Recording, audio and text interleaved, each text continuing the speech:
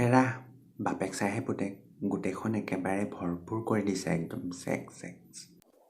আপোনাৰ জিন আছে যে মোৰ গাত মাষ্টৰনীয়েও ক'বলৈ লাজ কৰিছিল আৰু মোৰ আগত কি হ'লনো দুয়োটাই কি চিঞৰ বাখৰ কৰি আছা ল'ৰাই স্কুলত ভালকৈ পঢ়িছে শিকিছে কি শিকিছে ইংৰাজী অনুবাদ দিলে তাক কৰিবলৈ মোৰ কলমটো তোমাৰ হাতত আছে আৰু পুতেৰে লিখিলে মাই পেনিছ ইন ইয়'ৰ হেণ্ড এই লিখো বুলি নাই লিখাও ইজ আৰু পেনৰ মাজত গেপটো থাকি গ'ল কেতিয়াবা ক'ৰবাত তোৰ পেনিছটো থাকি আহিব চাবি অসমীয়াতটো আৰু চোকা বেটাৰ কিতাপত লিখা আছিল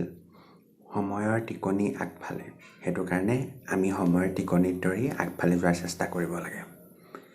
বেটাই আকৌ টিটো নেদেখিলে টিকনি গৈ হ'লগৈ কণী আয়ো জহনি যোৱা সমাজ বিজ্ঞানততো সি একেবাৰে একদম জ্ঞানী মানুহৰ কাম কৰি দিলে একেবাৰে তাতকৈ ভাল উত্তৰ হ'বই নোৱাৰে মানে তাক সুধিলে মাষ্টৰনীয়ে বোলে 1869 চনত কি হৈছিল সি ঠিকেই কৈছে বোলে গান্ধীজীৰ জন্ম হৈছিল ঠিকেইতো কৈছো সেইটোচোন ঠিকেই আছে খেলি মেলিটো তাৰপিছতহে দ্বিতীয় প্ৰশ্নটো সুধিলে বোলে 1872 চনত কি হৈছিল তেতিয়া পুতেৰে কি ক'লে গম পোৱা পুতেৰে কৈছে বোলে গান্ধীজী 3 বছৰীয়া হ'ল হেনো মই আকৌ মাষ্টৰনী আংকলটোৰ লগত মিলাই সুধিছে বুলিহে ভাবিছিলো সেইটো কাৰণে ক'লো